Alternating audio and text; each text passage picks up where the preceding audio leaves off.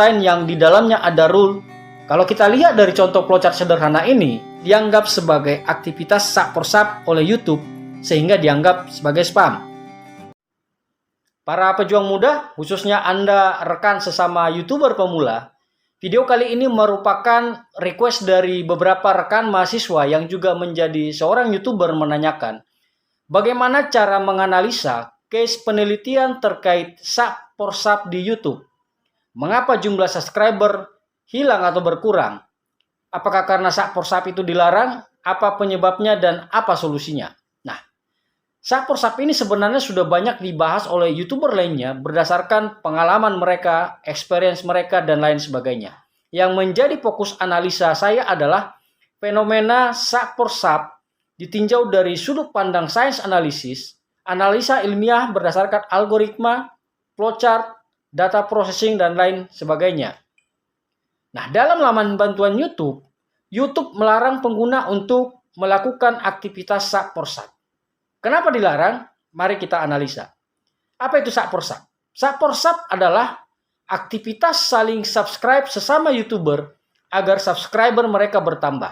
Nah, dari penjelasan di atas, jelas dan terang benderang bahwa yang pertama, tujuan utama dari tindakan sak per sak adalah sekedar mendapatkan subscriber. Yang kedua adalah sak per sak memiliki konotasi negatif. Kenapa?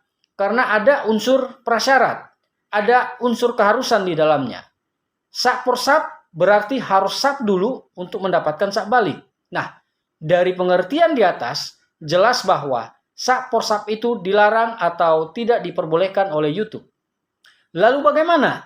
Yang dilarang atau tidak diperbolehkan oleh YouTube adalah sak per sak, bukan saling subscribe. Sekali lagi, yang dilarang adalah sak per sak, bukan saling subscribe. Loh, bedanya apa? Tindakan atau aktivitasnya sama, tetapi makna dan nilai value-nya berbeda. Sak per sak tujuannya adalah sekedar mendapatkan subscriber. Sedangkan saling subscribe tujuannya adalah berinteraksi dengan konten karena ada ketertarikan, ada minat, ada interaksi positif, dan lain sebagainya. Kemudian ada yang bertanya, tetapi kenapa banyak sak per sak yang berhasil? Memang banyak yang berhasil, tetapi jawabannya adalah subscriber tersebut berhasil ditambahkan menjadi subscriber permanen bukan karena sak per sak. Tetapi karena Anda sadari atau tidak, Anda telah berhasil meyakinkan algoritma YouTube bahwa tindakan Anda adalah saling subscribe bukan sekedar sak per sak. Jadi Anda berhasil menggeser paradigma dari sak per sak menjadi saling subscribe. Coba Anda perhatikan media yang lain. Apakah tindakan ini dilarang atau tidak? Instagram, saling mengikuti atau saling follow itu diizinkan. Facebook, saling berteman itu diizinkan. Shopee dan Tokopedia, saling mengikuti itu diizinkan. Nah, di YouTube, saling subscribe itu diizinkan. Nah, yang menjadi pertanyaan adalah, bagaimana kira-kira YouTube mencoba membedakan atau memilah mana tindakan yang cenderung sak per sak, mana yang saling subscribe? Semua platform termasuk YouTube dirancang menjadi sebuah sistem dari sebuah grand design yang di dalamnya ada rule, ada aturan, ada mekanisme, ada algoritma, ada alur atau tahapan flowchart. Ini adalah salah satu contoh flowchart sederhana dari sebuah sistem pemrograman. Jika Anda pernah kuliah dengan mata kuliah dasar komputer atau sistem pemrograman atau komunikasi data, maka Anda pasti familiar dengan istilah flowchart dan metode pengolahan data. Nah, kalau kita lihat dari contoh flowchart sederhana ini, tahapan atau urutan logik sistematisnya adalah kira-kira seperti ini. Yang pertama, start view, kemudian subscribe, kemudian akan dilakukan sub verifikasi tahap pertama.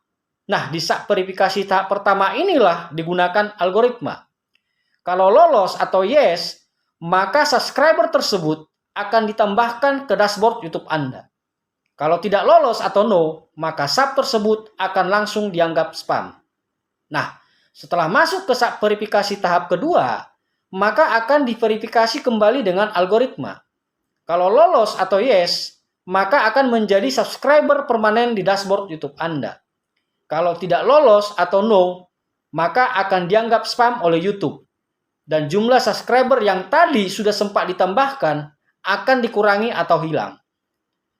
Jadi subscriber spam bisa terjadi di dua tahap. Yang pertama, di saat verifikasi tahap pertama, dan yang kedua di saat verifikasi tahap kedua. Kenapa harus dilakukan verifikasi 2 kali atau bahkan lebih? Jawabannya karena pemrosesan data harus dilakukan secara bertahap. Dari sisi pengolahan data, ada metode real-time processing dan batch processing. Nah, metode pengolahan data yang digunakan di saat verifikasi tahap pertama biasanya adalah metode real-time processing. Apa itu real-time processing?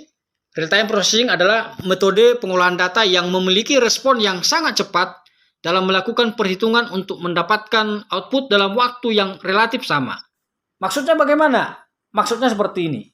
Ketika seseorang melakukan sub terhadap channel Anda, maka dengan algoritma yang digunakan di saat verifikasi tahap pertama akan langsung menghasilkan 2 jenis output secara cepat atau real time, yaitu yang pertama, sub tersebut bisa langsung dianggap spam oleh YouTube.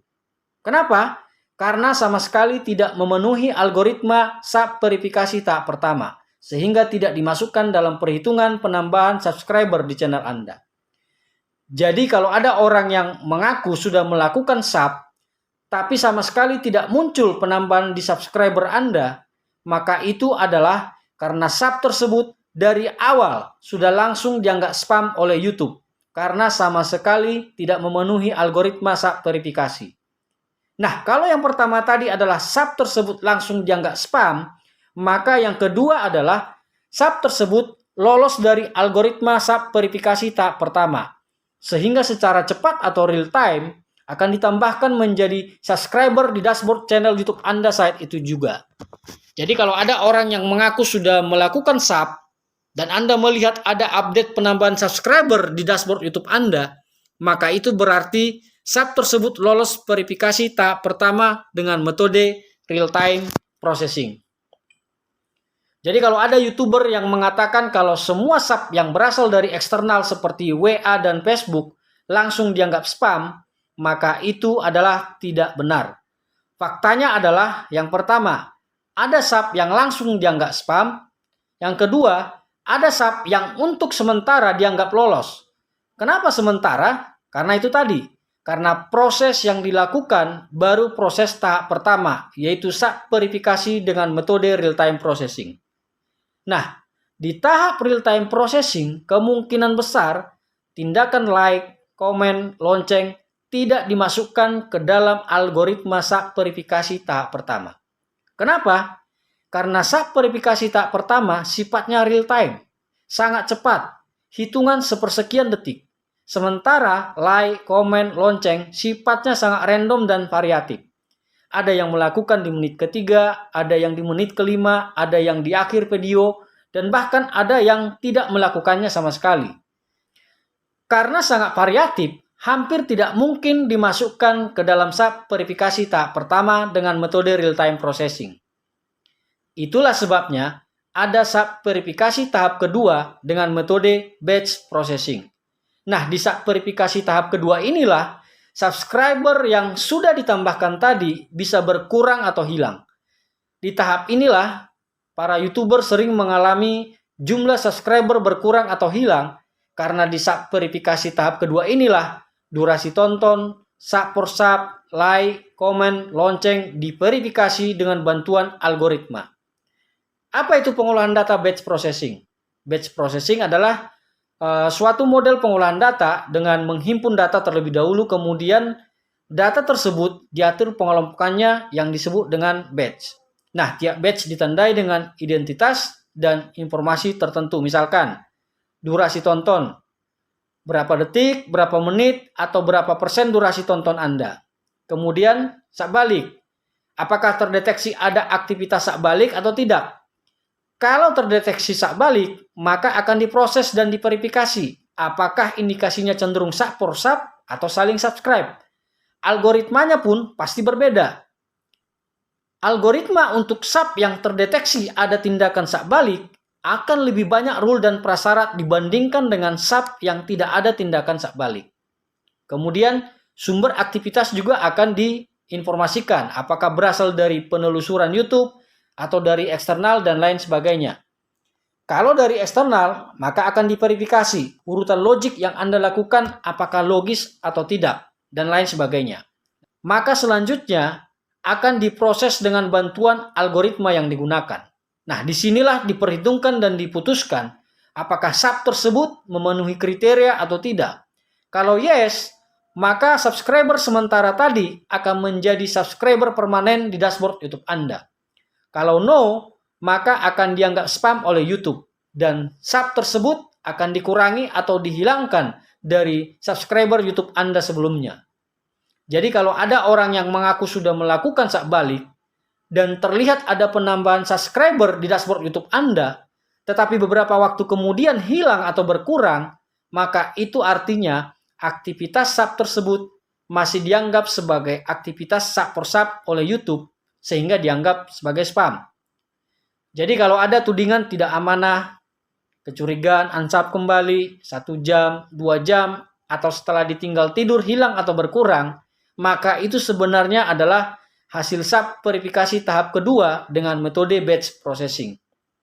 Nah, tapi kalau kita perhatikan flowchart ini, sub yang dianggap spam tersebut sebenarnya tidak hilang. Status subnya tetap ada, tetapi tidak ditambahkan ke dashboard channel Anda. Itulah sebabnya sub spam tersebut di flowchart ini prosesnya tidak balik ke langkah awal atau start di atas, tapi diarahkan langsung balik ke sub verifikasi tahap pertama atau sub verifikasi tahap kedua. Artinya, kalau suatu saat subscriber tersebut kembali berkunjung ke channel Anda, maka tidak perlu lagi melakukan subscribe ulang. YouTube hanya akan memverifikasi ulang aktivitas sub tersebut untuk kemudian ditambahkan atau dimunculkan menjadi subscriber permanen di dashboard YouTube Anda. Nah, para pejuang YouTuber, itulah sekilas penjelasan sederhana tentang proses hilangnya atau berkurangnya subscriber dari dashboard YouTube Anda. Bahwa hal tersebut terjadi karena adanya proses yang berkelanjutan dari sebuah sistem metode pengolahan data.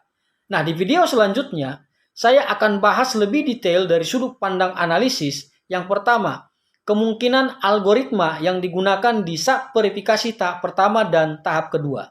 Kemudian yang kedua, urutan logik yang benar dari aktivitas view, like, comment, subscribe, dan lonceng. Yang ketiga adalah tindakan atau aktivitas-aktivitas yang tidak wajar yang tanpa Anda sadari sering Anda lakukan.